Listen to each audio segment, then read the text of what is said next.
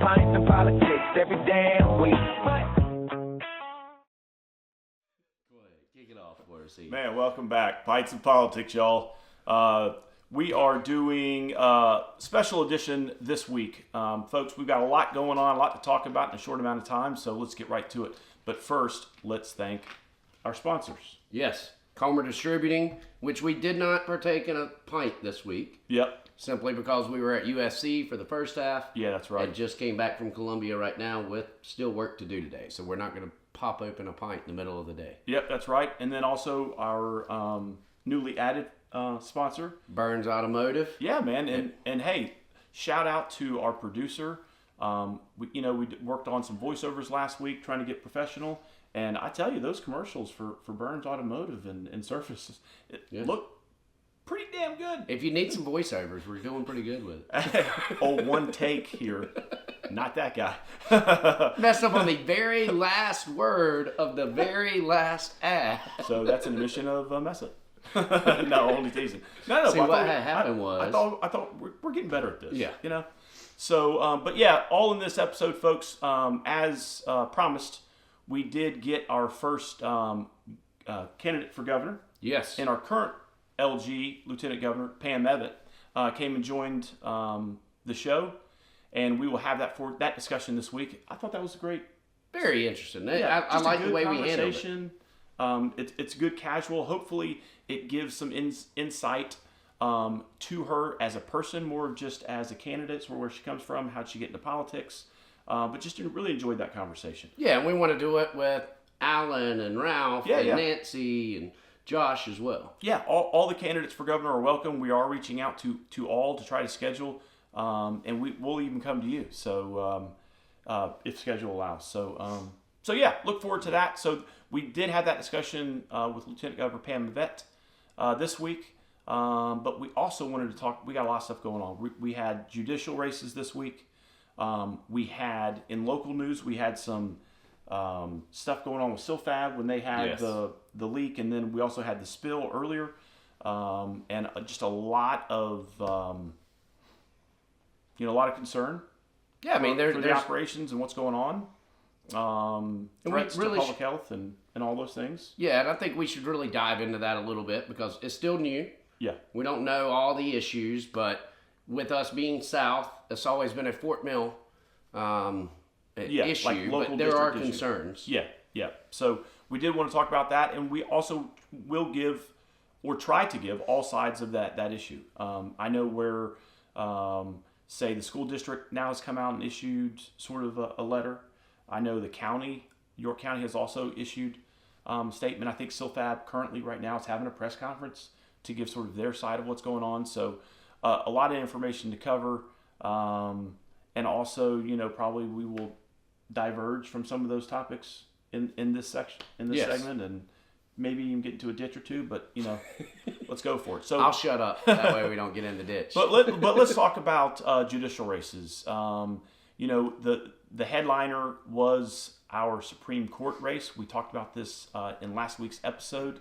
There was some talk because former Speaker Jay Lucas was a candidate that qualified out of JMSC, and there was probably some online and social media criticism of him being a qualified candidate. But on Monday, that all changed because sitting Justice John Few withdrew from the race. Which it has to start all over. With it being an incumbent, it'll start this race over, and we will see who else goes through. Yep, so now that John Few has withdrawn, it basically resets. So we're going to have to go work with our Senate colleagues to see what we can do as far as getting a concurrent resolution to announce that election. And it basically resets and starts the process all over. So stay tuned on that. I also wanted to highlight Misty Shelton. Yeah, first female judge of 16th Circuit. Yeah. So proud to be a part of that. She had some criminal defense early in her career. She has worked for a long time now in the solicitor's office.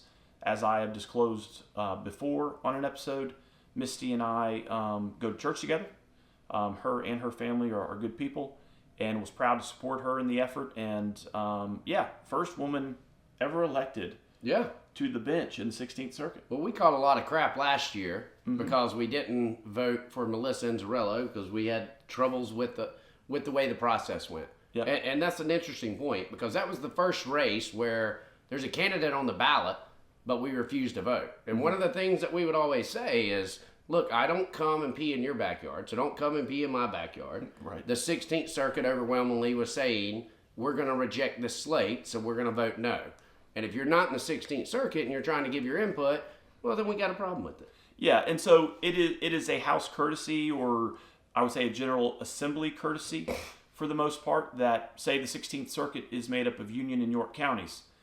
A lot of times when you're elected judges, the body will look to those members of the Union and the York County delegations. And as those delegations go, as a courtesy, most of the time, so the General Assembly goes. Well, and it should be that way because each one of those members were elected by the people within that community. They are the representation of that community, so those members are the ones who are saying, we support this judge. Yep, and you'll get no argument from me there. Folks, if you think about it, the elected senators and representatives of the 16th Circuit, made up of Union and York counties, all last year voted, for the most part. There was a few folks who supported Melissa. But I think, say, 13 out of the 16 of us voted that candidate down last year, and so the chamber went and followed us. And that makes sense, right? Because as elected officials, we represent the people. Those judges, when they make, say, bad decisions from the bench, guess who it impacts? The people of that circuit. Because if they're soft on crime and they're letting out repeat offenders and that sort of thing, it's the people that we represent as elected officials who are impacted the most. And that is the reason for that courtesy in my mind, right? Yeah, I would say that. I mean, and look, headlines often say blame it all on a judge, but you don't know if SLED shared information with local police department. The local police department followed all of the protocols. Bottom line is the 16th is known for being tough on crime. We wanted to ensure that our voice is heard. So that way, let's say, if you're worried about Democrats across the state supporting a liberal judge in the 16th to weaken things, then we would say, no, you don't control our area. Right. So why should we control, as we're catching flack from many of the Freedom Caucus candidates, whenever you only had one candidate and Will Wheeler running in a different circuit, and then everyone saying, oh, well, you supported this liberal judge. First of all, if you've ever met Will, he's a wonderful guy. Down-to-earth guy. Will is, that, I would say, that blue dog Democrat from old, he is a well-respected and soft-spoken, humble member. Yeah. But that was up for candidate for the circuit court. Honestly, didn't even know he's a Democrat. Yeah.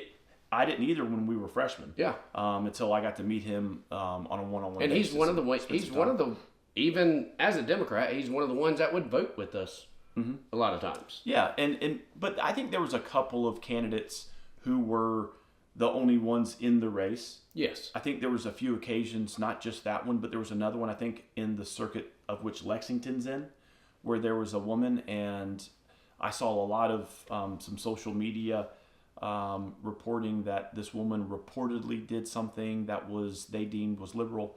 But no one talked to me about it. Anyone talk to you about it? No one talked to me about it at all. It's gotcha. I know.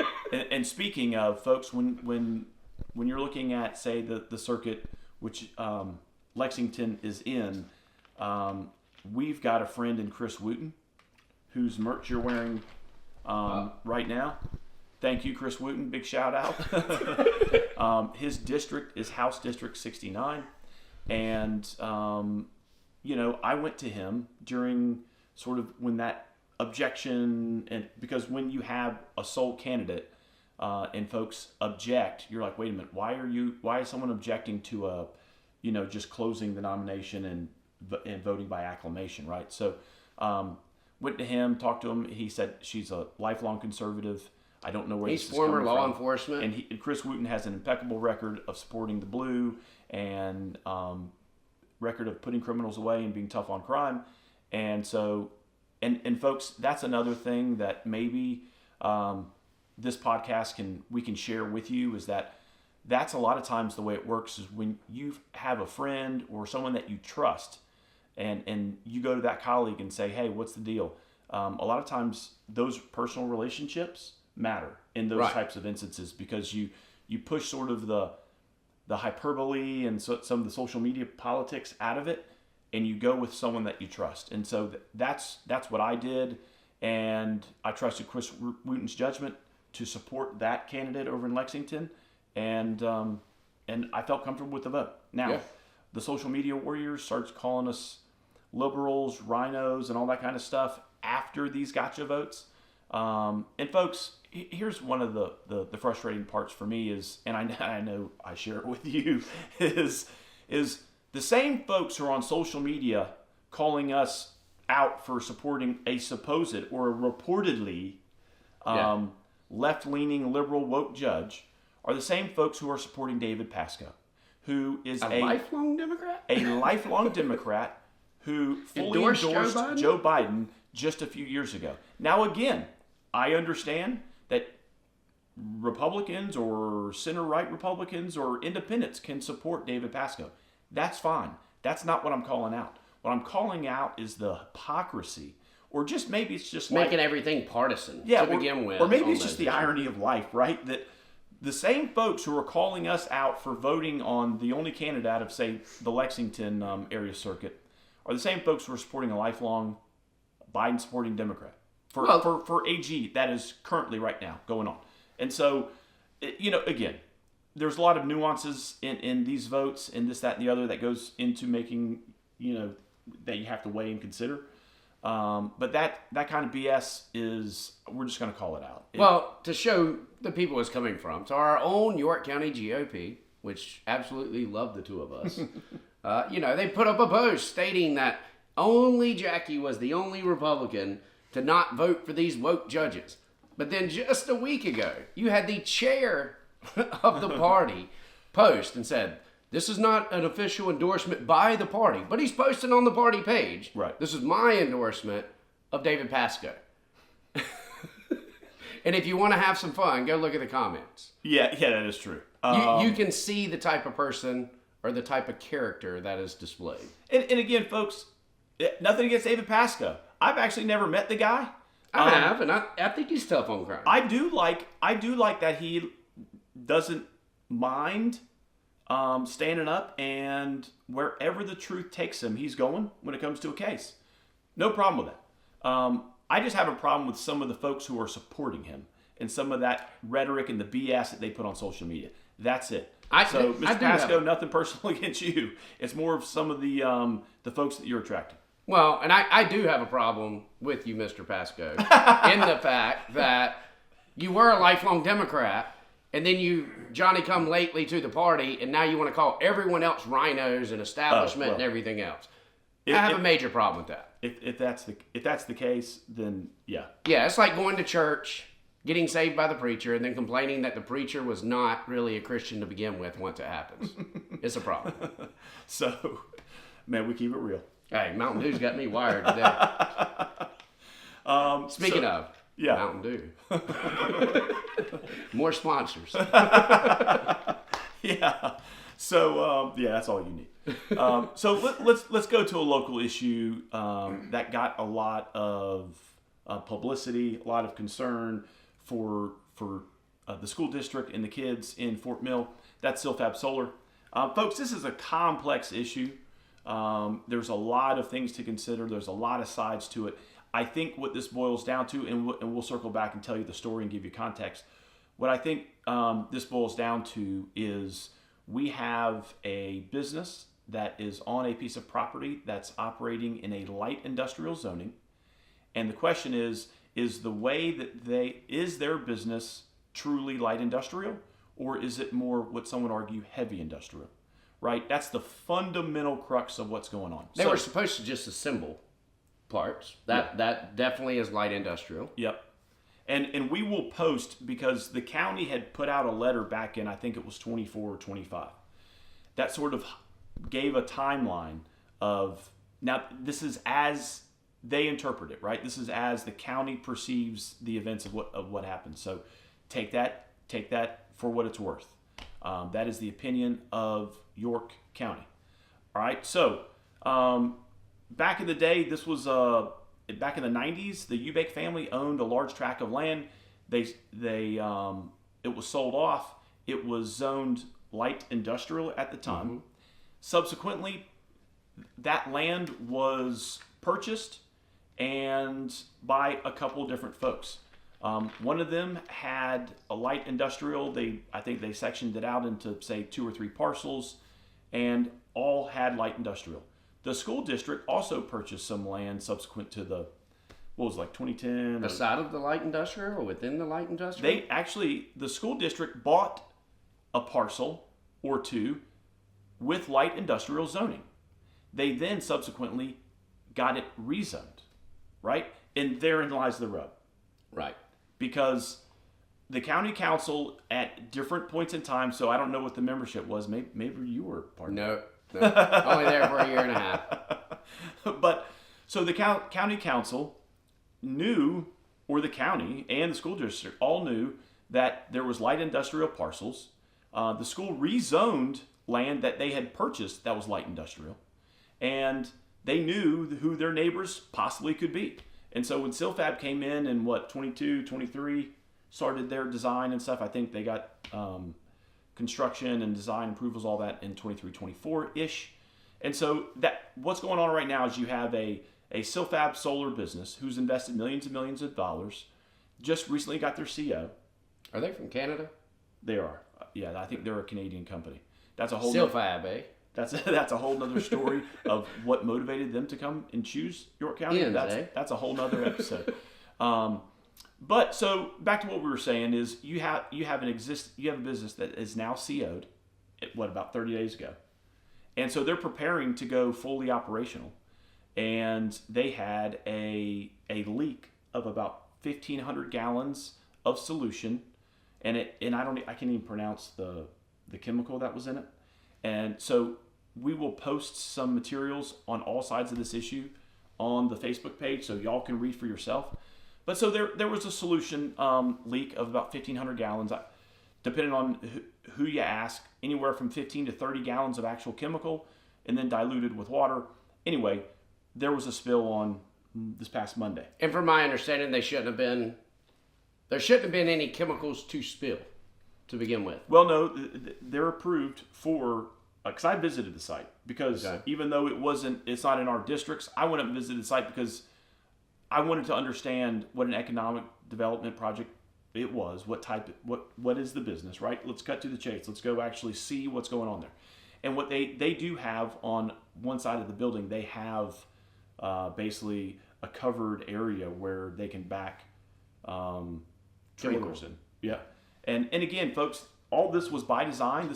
All these designs of the building and the upfit was all approved, but they did have a spill of I would say significant, right? It's over 1,500 gallons. Now, was that contained all in the secondary containment? I don't know, right? I mean, I've heard some of it got into a basin, a stormwater basin. I was told that too. That was the first spill. Yeah, and so there's concerns about that. And how that impacts the water tables. Mm-hmm. But then there was also another leak/spill. From some of the information that I'm gathering, it was more of where there was a connection in a hose and it had a leak that way. Now, isn't this the dangerous chemical that everyone was worried about that says once oxygen is hit to it, it's supposed to explode? So that's what I don't understand, is if this was the dangerous thing and once air hits it, it's supposed to explode, why didn't it explode? Now, I know they shut down the school and everything. I'm actually asking. Right. So everything that you read on Twitter is not true, Representative Guffey. I mean, it was on Facebook, too. No, but again, folks, this is a dynamic, fluid issue, right? I mean, literally, you have a Silfab press conference that's going on just like 30 minutes ago. You've got the county has a public meeting, I believe, bringing all the stakeholders together. You've got Department of Environmental Services out of the state office involved. I think the EPA is now involved. You know, again, the school district, the local school district, because they had to cancel, I think, classes. Yeah. I would be upset if I lived there. Yeah, and correct. then you got 2 spills from a place that all this fear's already been drummed up. Yeah, right. And the what ifs, and now all of a sudden it happens. Yep. And so that is, and that's why we wanted to address this issue, folks. Consider the sources of the information that you're getting, whether it's on social media or official websites. I would say go, if you have genuine interest and want to know the facts, go check a couple of resources. Go check York County's website on this issue. Go check Fort Mill School District's website on this issue. Go check the Department of Environmental Services website on this issue. And then also go check out Silfab's, right? So if you want to get a full 360 on an issue, those are the four places I'd say go and check. And then you've also, all of those folks' official social channels probably could give you some insight. I know Rep. Martin and Senator Johnson have been doing a lot of live videos, updates. I thought it was, the odd thing of timing. Rep. Martin wrote a bill to address the issues of Silfab last year. Mm-hmm. It happened to get a hearing this week.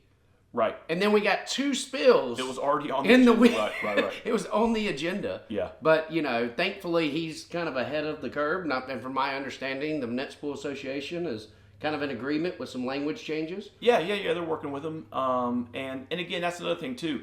It's when a user like Silfab comes in, presents their use for the property, the county council approves it, and then once that approval gets issued and those things are interpreted, if it's not appealed within a certain time frame, it's done. It's a done decision, right? Because you want to give businesses certainty. If you say that this is approved, they don't want to go invest $20 million in an upfit for then some administrator to just yank it. And right? Speaking from someone that was on county council, you get this information, you're looking at zoning, does it fit, and is it recommended by our planning and zoning to begin with? You don't even know a lot of times with the economic development deals because they're under code names. To keep you from picking winners and losers for friends. Right? Yeah. So it's a lot of times it's just based on the policy, the stated use, and those and current zoning and code. And they say, okay, this fits. And you take sort of the winner, maybe the brand name that wants to come in out of the equation. And so, and those are all, that's the dynamics of this issue. You got public safety, right? You want to keep our kids safe. You want to keep the environment safe. So you've got those issues, and then you've got these zoning issues of, and I think that's what it boils down to, is Silfab's business and the way they're operating on that property truly light industrial or is it heavy industrial? And that's probably for a court to decide, someone much more smarter than we are. So I wonder if it's one of them liberal judges that'll be deciding. Well, it's not in Lexington, so we're good. Sure. So that was just a local issue. It is a hot button issue. I know it's got a lot of folks in York County concerned, rightfully so. And we will give you updates on this ongoing issue. I know folks are taking sides on this. It's not sort of in our district, so we're not going to make a political statement about this. And I don't think the representative, David Martin. He's wanting to protect his citizens, and there's outrage, and he's been fighting it since day one. And Senator Johnson, and I think go back and listen to the 3M Municipal Affairs Subcommittee if you like. David Martin gave a introduction and summary of the bill. I thought he did a great job there. And then also Senator Johnson came and actually gave some brief testimony. And I think Senator Johnson said it very well. It comes to what is light industrial and what is heavy industrial, because as the county council approved it back when Silfab was moving forward through the permitting process, they determined that Silfab's stated use was light industrial and they approved it. And so that's where the rub is. Yep. So stay tuned on that. Yeah, and look, guys, we're going to wrap up on one funny thing, and then we're out real quick because Miss Rep Sessions has a meeting to get to. Yep. But if you haven't followed There was a situation this week where another colleague of ours and Representative Frank, his social media or X was hacked and pornographic videos were uploaded on it. Representative Bamberg posted a video about it. Right. Now, I even stepped in to help Representative Frank get it offline by getting a hold of X directly to get them to pull it down. Now, the question is was it hacked? Was it accidentally uploaded? Right. Whatever that may be. But we do know other colleagues that have been hacked this year. Right. I had to help out another freshman whose website had been taken over and pornographic material uploaded on it. Yeah. One of our colleagues, his socials have been hacked. So Representative Bamberg has now asked the AG to investigate whether we are being targeted as representatives. So hopefully we'll find out some information. But I'll tell you, Bamberg's story, somebody uploaded porn. Well, and we were just hyping up Representative Bamberg. Yeah. Talking about how he's got a great sense of humor and those types of things. And even in disagreements, he's always been respectful. He's intelligent, and he likes to keep it light. He's hilarious. So it was kind of funny that we were, pushing people, go check out, follow him on Twitter. And then he comes out with this funny tweet this week. So, but I would certainly hold your judgment. Find out, see if we're getting hacked. Yeah, right. You never know what could happen, and you'd hate for someone's name and character to be slandered. Absolutely. If they have nothing to do with it. Yep. So thank y'all. Like us, follow us, pintsandpolitics.show. Yep. YouTube. And thanks for listening, and hope you enjoyed the conversation that we had with candidate for governor, Pam Evette. And enjoy a nice cold Mountain Dew. Peace. Ready to upgrade your ride? Head to Burns Chevrolet for the newest Chevy trucks, SUVs, and cars. Priced to move and ready to roll. Shop the entire lineup and schedule your test drive at BurnsChevyCadillac.com. Burns Chevrolet, your right choice for 100 years.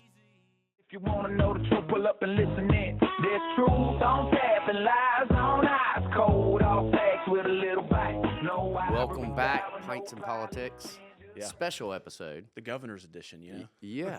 So, and we're at the USC Media Lab right now. Yeah. And this is something that we're trying to open up for all the gubernatorial candidates to be able to come in for us to get to know you a little bit better, as opposed to having your all those traditional stump. Yeah. That's the way I go. So, right now we're talking with Lieutenant Governor Pam Evette. Welcome. Thank you so much. Yeah. Good to see you. It's good to see Again. you. You too. I'm used to seeing you upstairs. Running around with tennis shoes on. But it's great to see you here. Yeah, you too. So tell the audience, I always joke around our two listeners, right? How did you get into politics? Because, you and I sat down for lunch right before we kicked session off. And so you're a business person, right? I mean, you're a normal, business leader. And so how did you get pulled in? Well, probably just like you two. Right? The three of us here, we're not career politicians. Yeah. We jumped into government, and what I heard from you and what I've always heard from Brandon is we were frustrated. Yeah. And we were looking around, and nobody made us feel good that they could solve the problems we were frustrated about. And so that was it. I started a business from an office in my home. I grew it into a company that operated in 49 states. Wow. And what the pressure and the frustration I was feeling here, I was feeling coming out of all the states that we dealt in, which was pretty much all of them. Mm-hmm. And it was that government was getting too big, regulations were getting too burdensome. I kept hearing from my clients, no matter where, it's too hard. Government was making it so hard that if you were an entrepreneur, you didn't even know how to get to the start line. Right. And I talked about this when I was in Greenville. A really good friend of mine, she's in the building world.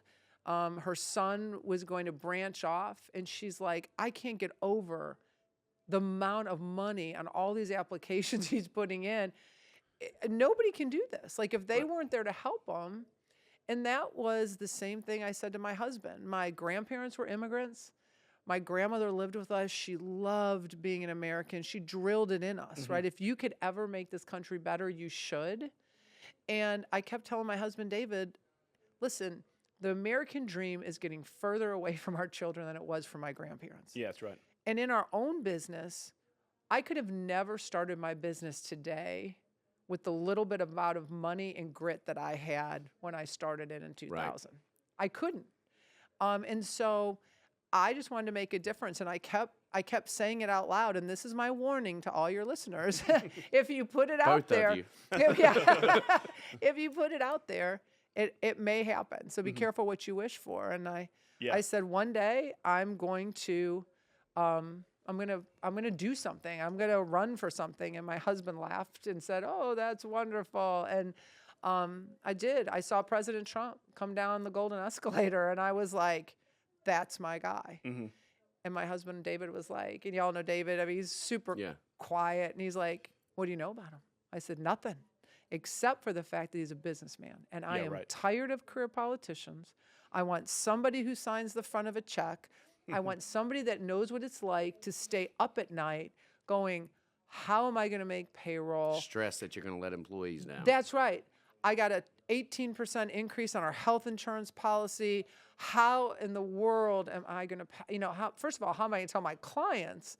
Because we were under a master policy, right? How am I going to tell my clients about these increases? And then how am I going to tell my employees, how are we going to absorb it? How are we going to I wanted somebody in office that dealt with real world problems. Not the people that say, well, I've run a department before. When you're running something on somebody else's money, it ain't the same as running it on your money. When you're signing your house as collateral, that's a different perspective. And that's what entrepreneurs and that's what business owners do. Yeah, that's real motivation right there. It is. How are you going to get through it? You're not sleeping in until 9. I know. So he was my guy, right? Yeah. And so I told all my friends, and they said I was crazy because he was polling at 2%, and there was 15 people in the field. And then he won the primary, and then they thought he'd never be able to win the general, and he did. And then I became a political genius, right? For no reason except I called it. But that's how I got to know the governor. Well, he instills a confidence in people, and that's what, while people might not always like what the president has to say, he is effective and gets things done. Well, I think part of his appeal, too, is that he does bring that real-world experience, and he's genuine. Right, and he does what he tells you he's going to do. Right? Yeah, and everyone can relate to that, right? Like and the clips about bombing Iran. yeah. I mean, he's not faking it. He warned everybody. He was only giving them a short. He is the first leader that has drawn a line in the sand and kept it. Yeah, and that's exactly what we need in leadership: is somebody who says, "This is what we're going to do," and does it. Promises made, promises kept. He said that in his first term. He did it. And that's what people want. They want somebody who can say it and do it. And that's why I've liked him. The governor called me down. That's how I got to know the governor. Governor called me up one day. I was sitting in my office and asked me to come down. I'm the first lieutenant governor ever elected with a governor. And I said to my husband, David, it's so funny. People laugh, but I was like, I'm like, David, the governor called me. He wants me to come down to Columbia. He's like, oh, great. Whatever he asks you, just say no. Yeah. Don't do it. And how does that pitch go? If you're the governor, like, hey, you know what? I want you to take a huge, massive pay cut. Yeah. And I want you to have arrows shot at you from every angle. And I want people that you wouldn't take advice from to give you criticism and make that look appealing, right? We were talking about it today with a local group leadership, York County. Yeah. And that's what we all talked about, because the question got posed to about, 6 or 8 of us from the York County delegation, and it was, how did y'all get into office? How'd you get here? And we all came with the same sort of basic, timing and opportunity with a heart for service. Yeah. And that generally, once that intersects, poof, we got here. But it's amazing. I mean, I never had a plan to be here. No, I didn't either. No. Oh no! I didn't think I'd get elected. But you know what? That's why I love what I do. Because I can tell you, just like you guys can say, and anybody who says their every day is a good day is lying, right? Go on Instagram, post a great picture. That's not real life. But but the days when I find like I'm going, was this good? I mean, am I really helping people? I think it's a God wink, because it'll seem like I will be thinking that, or I'll seem down.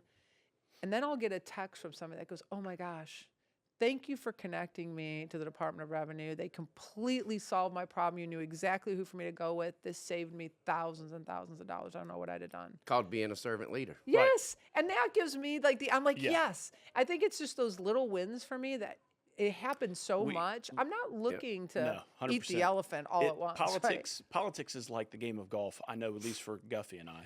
You know, we may shoot 100 or 110, but it's that 20-foot putt that you Makes sank, me come back. and it brings you know. back. Yeah. This episode of Pints of Politics is brought to you by Comer Distributing. Comer Distributing Company is a wholesale beer distributor located in Rock Hill, South Carolina. Founded in 1971, Comer is a family-owned business that distributes beer and other beverages to York, Chester, Fairfield, Lancaster, Kershaw, Lexington, and Richland counties. It's those little victories like that, whether it's Absolutely. constituent service or, you know, you get a bill passed or, you know, just whatever. Just something that it's those little wins that add up that you're like, yeah, this is. When I started off in rewarding. local politics, you could see your decisions and how they impact people immediately. On the state level, it takes a while Takes a little more to time. start seeing those impacts, but you can look at what you and the governor have done and sit back and say, this is where we started, this is where we are. Yeah, right. And I'm You know- very proud of those. Those are a lot. You know, the of- House and Senate want to take credit too, but it takes that. Please, guys. Give us a little. Come on. You get the checkbook. Can you just give the executive branch some credit, right? Can Yeah, we just right. do that? Yes. I mean, So let's talk about that. Some of your experience being lieutenant governor. I mean, Yeah. so you go from private citizen lieutenant governor for the past this is my 8th year. 8 years. Mm-hmm. How's that been? I mean, that experience. I mean, you know, when Guffey and I walked in as freshman lawmakers, we looked at the ceiling and in the chamber, and we were just in awe.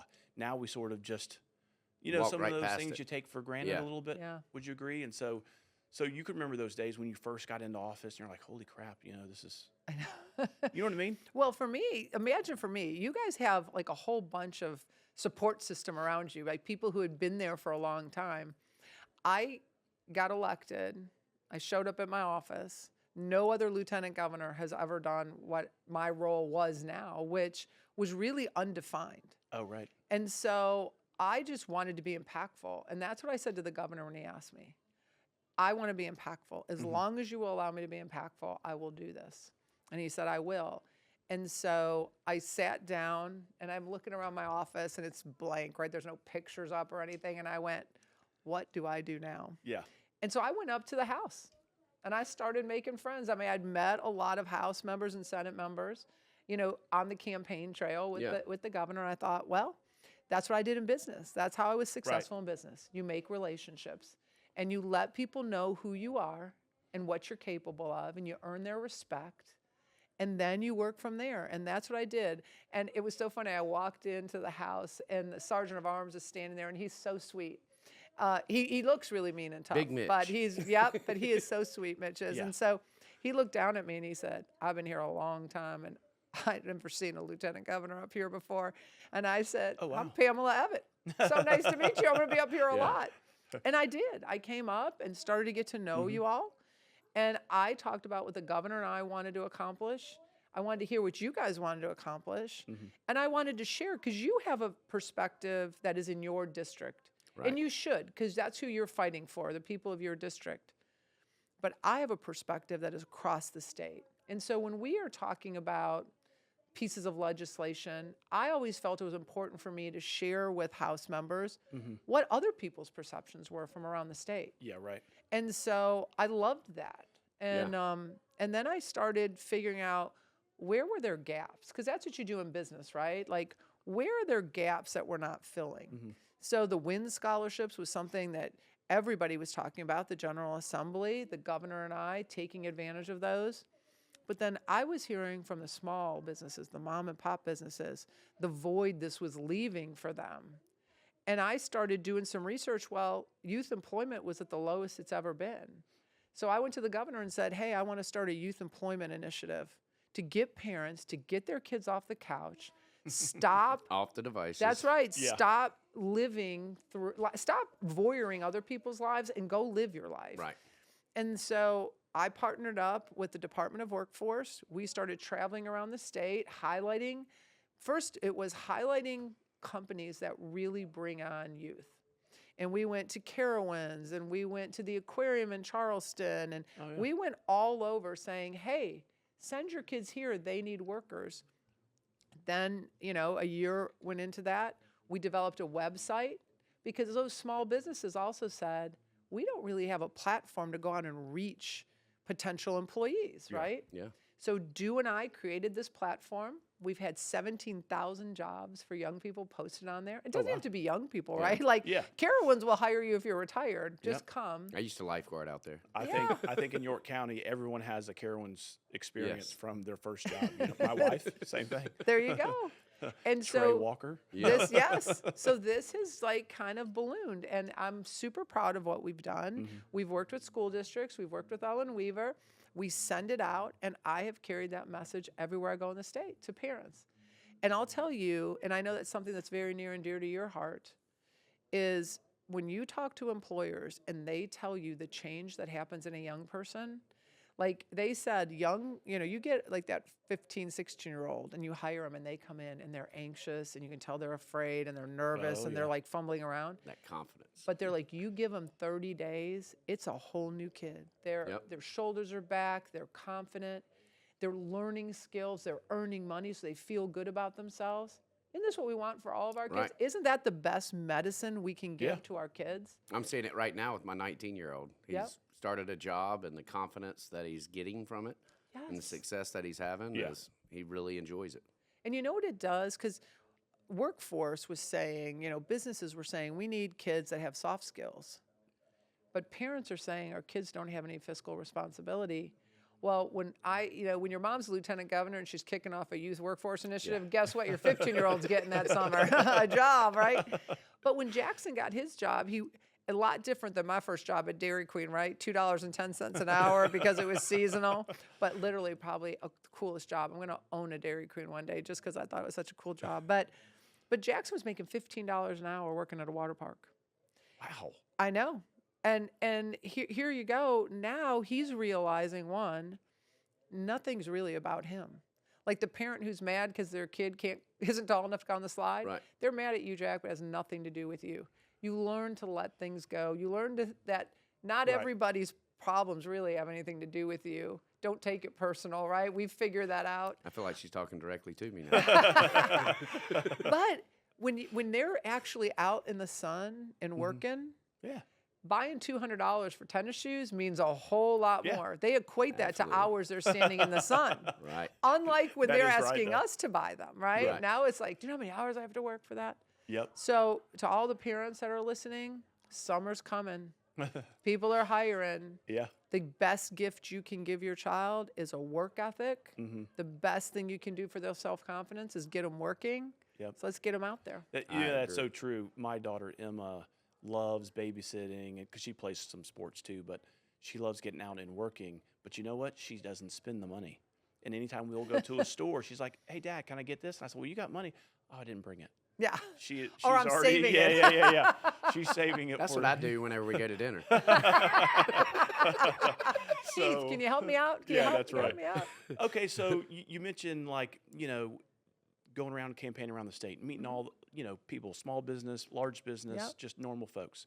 What are you hearing around the state? You're running for basically our state CEO. Yep. What are you hearing from South Carolinians out there? Because we're up in just York County, just a couple districts, but you're all over the state, so you get a good cross section of input and conversations with folks. What are they saying? What is the pressing issues that you're hearing?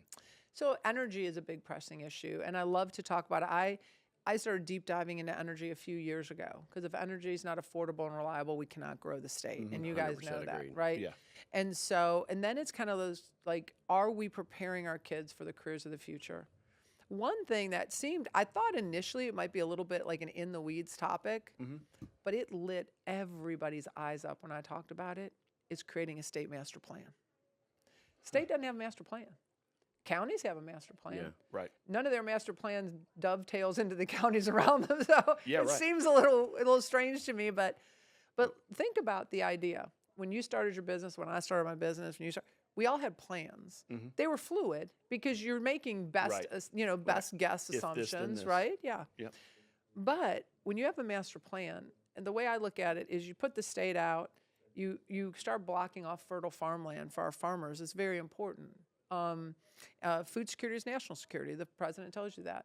Let's start charting that. Let's look at the areas that are under, conservation trusts. Block that off. Now let's look at empty buildings and properties around the state, and where is it best to put somebody that's looking? Let's identify them on a map. Now let's look at where certain industries would fit best.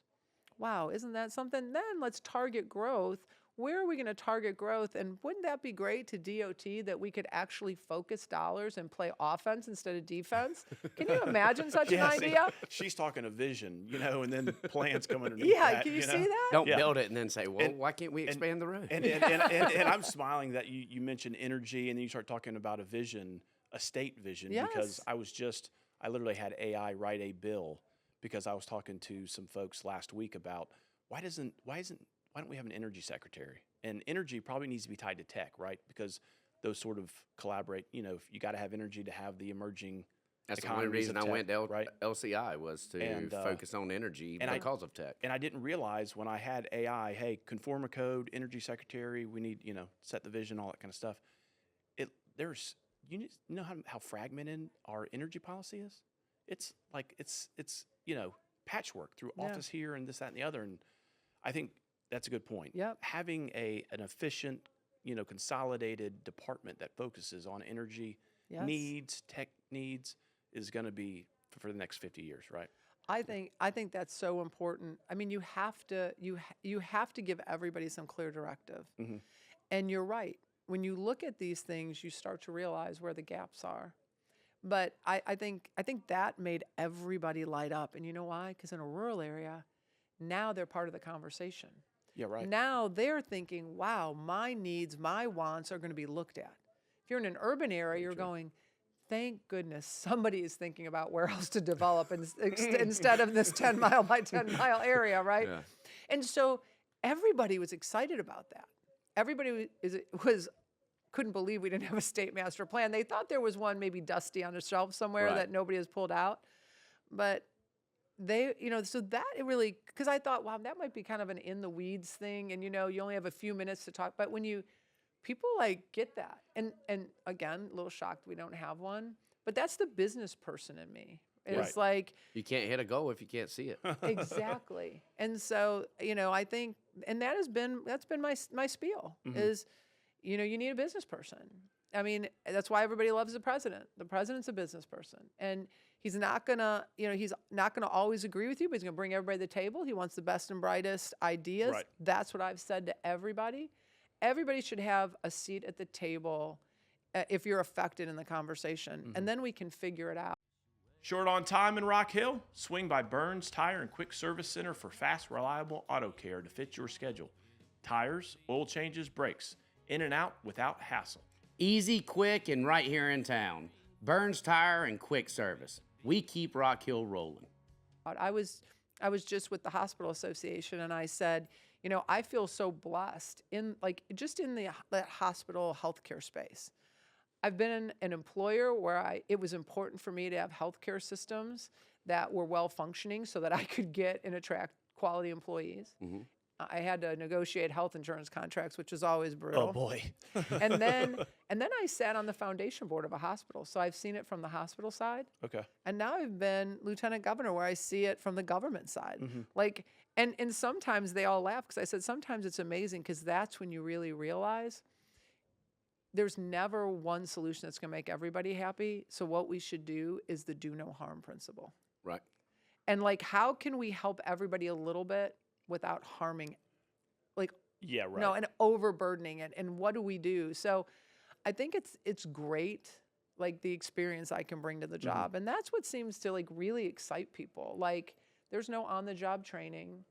You're going to have your own ideas. The person we elect is really going to make the decisions. Isn't that amazing? And I think that's important to have that open and transparent sort of environment where you can bring the stakeholders to the table, have good faith conversations about how can we achieve these outcomes that makes our state a better place, right? Absolutely. I love the fact that you said, whenever you came to the office, you went up to talk to the reps. Whenever I got involved in county council, I knew nothing. But the first thing I thought was, I want to go and talk to the employees. Well, there's a rule. You can't talk directly to the employees. You can meet with the agencies, but you can't talk directly with the employees. But I always thought it was best, like, these people that are dealing with the problems every single day, what can I do to help you? This is the problem. Okay, let's solve it. Yeah. Let's be quick and nimble about it. We don't have to sit here and make this a long, drawn-out, some, massive bill to change everything or massive ordinance. But just having those conversations, that goes back to that servant leadership. Yep, absolutely. Yeah, 100%. And I find that just we've only been in now 2 terms, so we're on our 4th year. I found that even working with stakeholders in the lobby versus constituents and all that, I think that's just a general floor of that folks appreciate now. They're like, man, you're having a, I was like, guys, I'm showing all my cards here. Yeah. This is the desired outcome I want us to get to because it's better in my role as medical sub-chair, for patients, right? I don't care about the political outcome. I just want what's better for patients. And sometimes that involves physicians giving a little, hospitals giving a little. You mean putting people first? Putting people first. Yeah. It's funny you say that because, obviously running for governor, I have all kinds of groups coming to me saying, Right. What are you going to do about this? Would you ever sign a bill for this? And I'm like, listen, I want to sign something that is well thought out, that actually moves the needle. Right. Like checking a box. Like I want to do things that are good for the people of South Carolina, whatever that is. Right. And I think we have to be careful being leaders that we don't make certain groups the boogeyman in the room. Correct. Because you got to, everybody's got a perspective. You don't have to agree with their perspective. Yeah. But you have to understand it because you can't make something really work for everybody if you don't let everybody speak. Yeah, that is correct. Yes. Full Say disclosure, that I all just the came time. from a meeting with Blue Cross Blue Shield, because I have a lot of legislation that's, sort of working its way through the system. Yeah. And it's reforming healthcare, health plans, stuff like that. And sitting down with them, I was like, wait a minute, that was not the intended consequence. But hearing from their side, I was like, shit, that's, That's the reality. You You know? never thought of that. Correct. And if you wouldn't have talked to them, you wouldn't have known. That should be a new slogan I might have put on hats for all of us. Do no harm. Hashtag do no harm, right? And so, I'm going to have to go back and make some tweaks to some legislation. But, again, that as a 4th year guy, I'm learning, and I think that's what folks appreciate, right? When you're sitting down with them, you have honest brokered conversations. You're like, okay. And so I get that. Right? Like you're saying, go, okay, I get what you mean. yeah, so me and those folks were like, hey, can we meet like every 2 weeks? They're thinking, wow, am I paying you now? You're This guy coming to my takes more office. meetings than anybody. I think. Yeah. So, well, man, thanks for joining the show. I mean, this is a great honor to have you, and Yes. wish you all the best. Thank you. I hope you probably have a lot of free time right now. Oh, so much. I don't even know what to do with all the time I have in my hands. The primary is June 9th. 96 days. 96 days, no one's counting. Nobody. And so you're probably heading off to another campaign stop, Brad, for this. And I am. I sometimes have 11 events in a day. wow, Because I'm still the She lieutenant doesn't governor. even drink Mountain Dew. I know. Oh my God. I can't even imagine I'd be painting this room. But yeah, because I'm still the lieutenant governor. Right. So I have all the things that I have to do in my official capacity. And then I have now the campaign, and I'm still a mom and a wife, and my mom's 97 and she lives with me. And if Wow. she calls me, I answer her call no matter where I am, because it means that something she needs, and I need to be there for her too. So there's a lot of irons in my fire right now, but it's been an honor to be the lieutenant governor, and I've loved every minute of it. David was hoping that I would get into government, and I would say, gosh, this is turning so slow. She's going to come back to the business. But then he We get saw. like that until you get the win. And I Because know. that's that golf game. I know. And then you're like, oh my gosh, I did something good. I Yeah. really helped somebody that is more than just my family.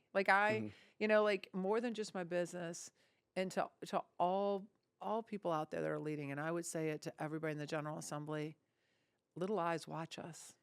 Oh, And so 100%. we need to carry ourselves in a way that, we want them to be able to see, right? So I kind of take that to heart, and I love what I do, and it's an honor, and be an honor to be the next governor of the great state of South Carolina. And I've had a good mentor. The governor gave me his full endorsement. And, it's so funny because everybody's like, well, did you think it was coming? I'm like, no, because the governor wouldn't have done it if he didn't think I could keep the legacy going. And so it was a huge honor. He's longest serving governor and wildly popular. I mean, can you imagine being in office 10 years and still having your approval rating in the 80%? And man, our governor has been around for a while, you know, as a party. That's his chair. former landlord. Yeah.